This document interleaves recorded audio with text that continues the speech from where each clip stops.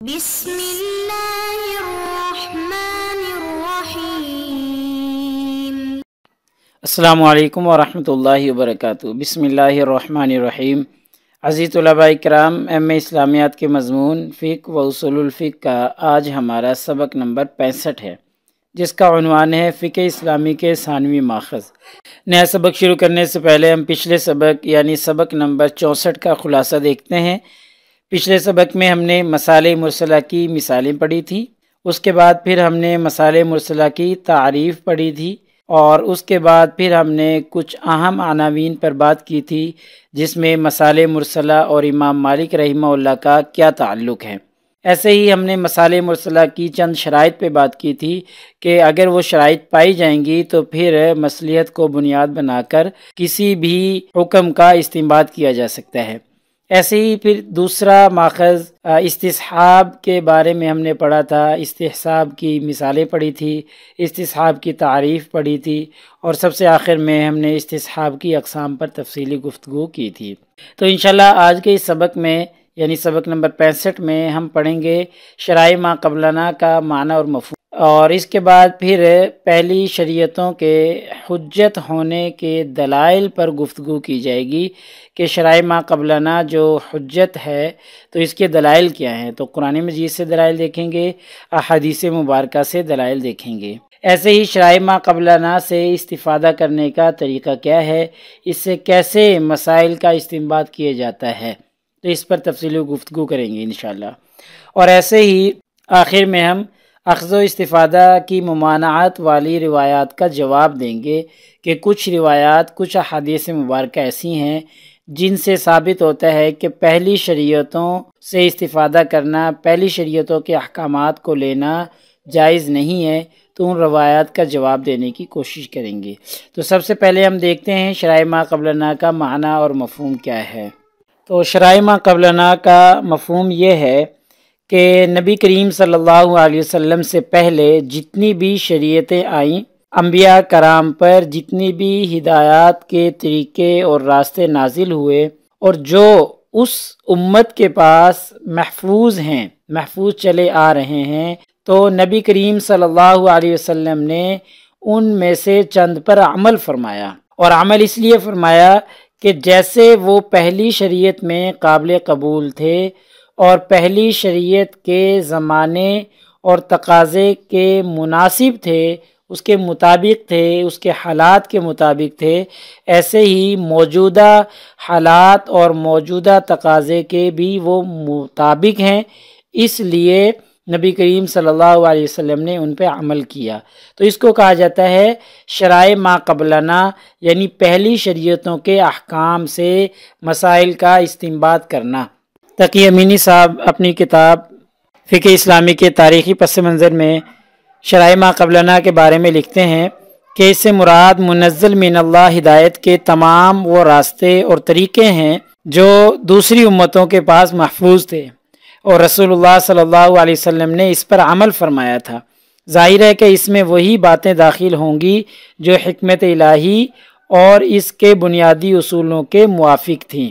اب ہم شرائع ما قبلنا کی حجیت کے بارے میں قرآن مجید سے دلائل کے بارے میں بات کرتے ہیں۔ تو شرائع ما قبلنا کی حجیت پر پہلی دلیل یہ ہے کہ اللہ تعالیٰ نے قرآن مجید میں انبیاء کرام اور ان کی شریعتوں کا ذکر کرنے کے بعد نبی کریم صلی اللہ علیہ وسلم کو حکم دیا ہے کہ اولئک الذین ھدی اللہ فبہداہ مقتدی، جس کا ترجمہ ہے کہ یہ ہیں وہ لوگ جن کو اللہ نے ہدایت دی اور تم انہی کے راستے پہ چلو۔ تو یہاں پر ہدا سے مراد ایمان کے بنیادی اصول، شرائع یعنی راستہ اور طریقہ، یہ ساری چیزیں شامل ہیں، کیونکہ ہدایت پانے کا تعلق سب سے ہے، اس لیے ان انبیاء کی شریعت کا اتباع کرنا واجب ہے۔ فقہاء کرام نے ہدا کی تشریح ان الفاظ میں کی ہے کہ ہدا ایمان، بنیادی اصول اور شرائع یعنی راستہ اور طریقہ سب کو شامل ہے، کیونکہ ہدایت پانے کا تعلق سب سے ہے، اس لیے ان انبیاء کی شریعت کا اتباع واجب ہے۔ ایسے ہی شرائع ما قبلنا کی حجیت پر یہ دوسری آیت مبارکہ ہے، شرع لکم من الدین ما وصی بہ نوح والذی اوحینا الیک وما وصینا بہ ابراہیم وموسیٰ وعیسیٰ ان اقیموا الدین ولا تتفرقوا فیہ۔ کہ اللہ تعالیٰ نے تمہارے لیے وہی دین مقرر کیا ہے جس کی وصیت نوح علیہ السلام کو کی گئی اور جس پر چلنے کا حکم ابراہیم علیہ السلام اور موسیٰ علیہ السلام اور عیسیٰ علیہ السلام کو دیا گیا۔ ان سب کی تعلیم یہی تھی کہ دین کو قائم رکھو اور اس میں الگ الگ نہ رہو، تفرقہ بازی نہ ڈالو۔ اب اس آیت مبارکہ میں بھی دیکھیں کہ اللہ تعالیٰ نے انہی ادیان کو فالو کرنے کا، ان کی پیروی کرنے کا حکم دیا ہے جو حضرت نوح علیہ السلام، حضرت ابراہیم علیہ السلام، حضرت موسیٰ اور حضرت عیسیٰ علیہ السلام کو عطا کیے گئے، گویا کہ ان کی شریعت کی اتباع کا حکم بھی دیا گیا ہے۔ ایسے ہی یہ تیسری آیت مبارکہ ہے جس میں ملت ابراہیمی کی اتباع کا حکم دیا ہے اللہ تعالیٰ نے کہ ثم اوحینا الیک ان اتبع ملت ابراہیم حنیفا، کہ ہم نے آپ کو وہی بھیجی کہ آپ ملت ابراہیمی کی اتباع اور پیروی کیجئے۔ تو جس طریقے سے قرآن مجید سے اس کا ثبوت ملتا ہے، ایسے ہی نبی کریم صلی اللہ علیہ وسلم کا عمل بھی اس کی گواہی دیتا ہے۔ نبی کریم صلی اللہ علیہ وسلم کے طرز عمل سے اس کا ثبوت ملتا ہے۔ ایک روایت میں ہے کہ اگر کسی بات کے متعلق براہ راست کوئی وحی نہیں آتی تھی تو آپ صلی اللہ علیہ وسلم اہل کتاب یعنی یہود و نصارہ کے طور و طریقوں پر عمل کرنا پسند کرتے تھے۔ دیکھیں، اس سے ثابت ہوتا ہے کہ پہلی شریعتوں کی حجیت قائم تھی، پہلی شریعتوں کے احکامات پر عمل کیا جاتا تھا، اور یہ خصوصیت صرف اہل کتاب کے ساتھ ہی نہیں بلکہ نبی کریم صلی اللہ علیہ وسلم کو اگر زمانہ جاہلیت کی کوئی بات اچھی لگتی تھی تو اس پر بھی آپ صلی اللہ علیہ وسلم عمل فرما لیا کرتے تھے۔ مسند امام احمد بن حنبل میں ہے یعمل فی الاسلام بفضائل الجاہلیہ، کہ اسلام میں زمانہ جاہلیت کی اچھی باتوں پر عمل کیا جاتا تھا۔ اب ہم بات کرتے ہیں کہ شرائع ما قبلنا سے استفادہ کرنے کا طریقہ کیا ہے، اس سے اخذ و استنباط کیسے کیا جا سکتا ہے۔ تو اس کی دو صورتیں بنتی ہیں۔ ایک صورت یہ ہے کہ پہلی امتوں میں، پہلے زمانے میں جو کسی مسئلے، کسی حکم کی جو مصلحت برقرار تھی، آج کے دور میں، موجودہ زمانے میں یا نبی کریم صلی اللہ علیہ وسلم کے زمانے میں بھی اگر وہی مصلحت ہے، وہی حکمت ہے، مصلحت تبدیل نہیں ہوئی، یعنی اتفاق ہے، دونوں کی مصلحتوں میں اختلاف ہے، پہلے دور میں بھی وہی مصلحت تھی، آج کے دور میں بھی وہی مصلحت ہے، تو پھر شرائع ما قبلنا کے احکامات پر عمل کیا جا سکتا ہے۔ اور اگر اتفاق نہ ہو، یعنی پہلے زمانے میں مصلحت کوئی اور تھی اور آج وہ مصلحت بدل چکی ہے، زمانے کے حالات کے تقاضوں کی وجہ سے آج وہ مصلحت نہیں رہی، تو پھر پہلی شریعتوں کے طریقوں پر، پہلی شریعت کے احکامات پر عمل نہیں کیا جا سکتا۔ یعنی ہم یوں کہہ سکتے ہیں کہ استفادہ کرنا جو ہے یہ حالات اور زمانے کے تقاضے کی مناسبت سے موقوف ہوتا ہے۔ جیسے حالات ہوں گے ویسا ہی، جیسے حالات ہوں گے جیسی مصلحت ہوگی، اگر وہی حالات، وہی مصلحت اب کے دور میں بھی ہے تو پھر عمل کر لیا جائے گا، اور اگر نہ ہو تو پھر عمل نہیں کیا جائے گا۔ چونکہ ما قبل کی شریعتوں سے استفادہ کرنا نبی کریم صلی اللہ علیہ وسلم کے زمانہ سے ہی شروع ہوا تھا، اور آپ صلی اللہ علیہ وسلم نے اس کی قانونی حیثیت کو تسلیم فرمایا تھا، اس لیے اس کی حیثیت سنت کی قرار پائے گی، یعنی کہ پہلی شریعتوں پر عمل کرنا یہ سنت کی حیثیت رکھتا ہے۔ اب ہم ان روایات کے بارے میں بات کرتے ہیں جن سے یہ ثابت ہوتا ہے کہ پہلی شریعتوں پر عمل کرنا جائز نہیں ہے۔ تو ان میں پہلی روایت یہ ہے کہ حضرت عمر رضی اللہ تعالیٰ عنہ نے یہود کی کچھ باتیں نقل کرنا چاہییں، تو نبی کریم صلی اللہ علیہ وسلم کو جب معلوم ہوا تو آپ صلی اللہ علیہ وسلم نے فرمایا کہ کیا تم اپنے دین اور اپنی کتاب کے بارے میں مطمئن نہیں ہو؟ جیسا کہ یہود و نصارہ نے حیران ہو کر، غیر مطمئن ہو کر پہلے دوسری طرف رخ کر لیا، تو میں تو تمہارے پاس صاف اور واضح شریعت لے کر آیا ہوں جو ہر قسم کے شکوک و شبہات سے پاک ہے۔ اگر موسیٰ علیہ السلام بھی زندہ ہوتے تو وہ بھی میری شریعت کی اتباع کرتے۔ یعنی آپ صلی اللہ علیہ وسلم نے منع فرمایا کہ کیا تم اس شریعت سے مطمئن نہیں ہو جو دوسری شریعتوں کے اقوال اور ان کی کچھ باتیں نقل کرنے کی کوشش کرتے ہو۔ تو اب اس حدیث مبارکہ سے یہ معلوم ہوتا ہے کہ نبی کریم صلی اللہ علیہ وسلم نے شرائع ما قبلنا سے استفادہ کرنے سے منع فرمایا ہے۔ تو اس کا جواب یہ ہے کہ نبی کریم صلی اللہ علیہ وسلم نے اس حدیث مبارکہ میں دراصل مرعوبانہ ذہنیت پر پابندی لگائی ہے کہ ان سے مرعوب ہو کر، ان سے متاثر ہو کر ان سے استفادہ نہ کیا جائے، جیسا کہ حدود و قیود کی رعایت کیے بغیر حق اور غیر حق ہر قسم کی بات میں استفادہ حاصل کرنا شروع کر دینا، نبی کریم صلی اللہ علیہ وسلم نے اس حدیث میں اس سے منع فرمایا ہے کہ ہر ان کی بات حق ہو چاہے ناحق ہو، ہر قسم کی بات سے استفادہ نہیں کیا جا سکتا، ہاں جو حق باتیں ہیں ان سے کیا جا سکتا ہے۔ جیسا کہ آج کل یورپ میں اندھی تقلید شروع ہو گئی ہے، اور اندھی تقلید میں کیا ہوتا ہے، چاہے وہ حق ہو چاہے ناحق ہو، ہر قسم کی بات کو پھر قبول کر لیا جاتا ہے، ہر قسم کی بات سے استفادہ کیا جاتا ہے۔ تو آپ صلی اللہ علیہ وسلم نے اس حدیث مبارکہ میں اس چیز سے منع کرنے کی کوشش فرمائی ہے۔ ایسے ہی ایک اور حدیث مبارکہ ہے جس سے یہ ثابت ہوتا ہے کہ پہلی شریعتوں کے احکام پر عمل کرنا جائز نہیں ہے۔ وہ یہ ہے کہ ایک دن حضرت عمر رضی اللہ تعالیٰ عنہ نبی کریم صلی اللہ علیہ وسلم کے سامنے تورات کی تلاوت کر رہے تھے، پڑھ کے سنا رہے تھے۔ تو حضرت عمر رضی اللہ تعالیٰ عنہ جیسے جیسے پڑھتے جا رہے تھے، نبی کریم صلی اللہ علیہ وسلم کا چہرہ ویسے ویسے متغیر ہوتا جا رہا تھا۔ تو جب حضرت عمر رضی اللہ تعالیٰ عنہ کی نگاہ نبی کریم صلی اللہ علیہ وسلم کے چہرہ انور پر پڑی تو حضرت عمر رضی اللہ تعالیٰ عنہ فرمانے لگے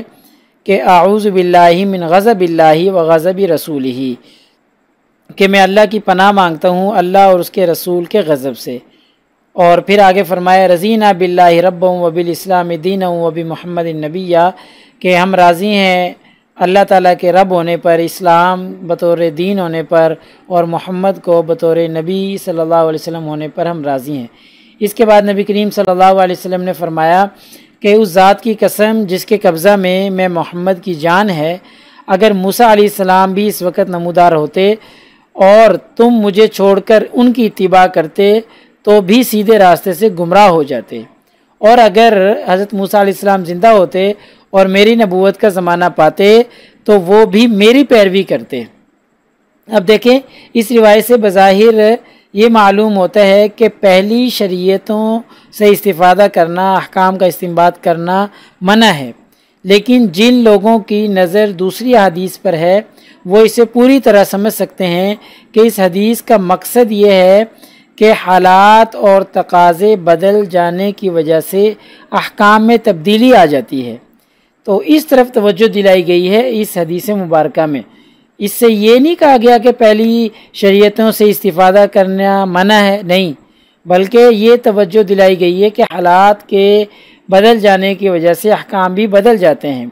تو ظاہر ہے کہ حضرت موسیٰ علیہ السلام اور نبی کریم صلی اللہ علیہ وسلم کے دور کے حالات میں جو فرق تھا، اس کی وجہ سے شریعت محمدیہ پر ہی عمل کرنا واجب ہے، چونکہ حضرت موسیٰ علیہ السلام کے زمانے میں جو احکام تھے وہ ان کے دور کے حالات اور ان کے دور کے تقاضوں کے مطابق تھے، اور اب نبی کریم صلی اللہ علیہ وسلم کا زمانہ آیا تو اس میں حالات نے کروٹ بدل لی ہے، حالات کچھ اور قسم کے ہو گئے ہیں، اس لیے اب جو احکام ہیں وہ کسی اور طریقے کے ہیں، ان کا تقاضا کوئی اور ہے۔ اسی وجہ سے نبی کریم صلی اللہ علیہ وسلم نے فرمایا کہ اگر موسیٰ علیہ السلام بھی میرے زمانے میں ہوتے، یہ حالات پاتے تو وہ بھی میری اتباع کرتے، میری شریعت کو مانتے، کیونکہ میری شریعت موجودہ حالات کے مطابق ہے۔ تو اس میں منع نہیں کیا گیا کہ پہلی شریعتوں سے اخذ و استنباط نہیں کر سکتے، بلکہ صرف اس چیز کی ممانعت ہے کہ حالات کے بدل جانے سے احکام بدل جاتے ہیں، اس لیے پہلے احکام کے اوپر اب مکمل طور پر عمل نہیں کیا جا سکتا۔ ہاں اگر کوئی ایسا مسئلہ ہے، کوئی ایسا کام ہے جو اس زمانے میں بھی اسی طریقے سے تھا اور موجودہ زمانے میں بھی اسی طریقے سے ہے تو پھر اس پہ عمل کیا جا سکتا ہے۔ تو لہٰذا ہمارے آج کے اس سبق کا خلاصہ یہ بنا کہ آج کے اس سبق میں سب سے پہلے ہم نے شرائع ما قبلنا کا معنی اور مفہوم دیکھا کہ شرائع ما قبلنا کسے کہا جاتا ہے۔ ایسے ہی پھر ہم نے پڑھا کہ پہلی شریعتوں کی حجیت کے دلائل دیکھے، کہ قرآن مجید کی روشنی میں دیکھے، احادیث مبارکہ پیش کی کہ ان دونوں سے، احادیث سے اور قرآن مجید سے ثابت کیا کہ پہلی شریعتوں کے احکام اب بھی حجت بن سکتے ہیں، اور ان کے حجت ہونے پر یہ دلائل موجود ہیں۔ ایسے ہی شرائع ما قبلنا سے استفادہ کرنے کا طریقہ ہم نے پڑھ لیا کہ شرائع ما قبلنا سے استفادہ کیسے کیا جا سکتا ہے، اور آخر میں ہم نے ممانعت والی احادیث کا جواب بھی پیش کیا کہ جن احادیث سے بظاہر لگتا ہے کہ یہ شرائع ما قبلنا سے اخذ و استنباط کرنے کی ممانعت والی حدیث ہیں، تو ان احادیث کا ہم نے جواب دیا کہ ایسا نہیں، بلکہ اس کا مفہوم کچھ اور ہے۔ اور پیپر میں پوچھے جانے والے سوالات سے متعلق اگر گفتگو کریں تو یہ وہی سوالات ہیں جو پچھلے اسباق میں بھی ہم پڑھ چکے ہیں، لہٰذا اگلے سبق نمبر 66 میں ہمارا یہی سلسلہ فقہ اسلامی کے ثانوی ماخذ کا جاری رہے گا، اور انشاءاللہ اسی پہ ہماری گفتگو ہوگی۔ جزاکم اللہ خیر۔ السلام علیکم ورحمۃ اللہ وبرکاتہ۔ اللہ پاک آپ سب لوگوں کا حامی و ناصر ہو۔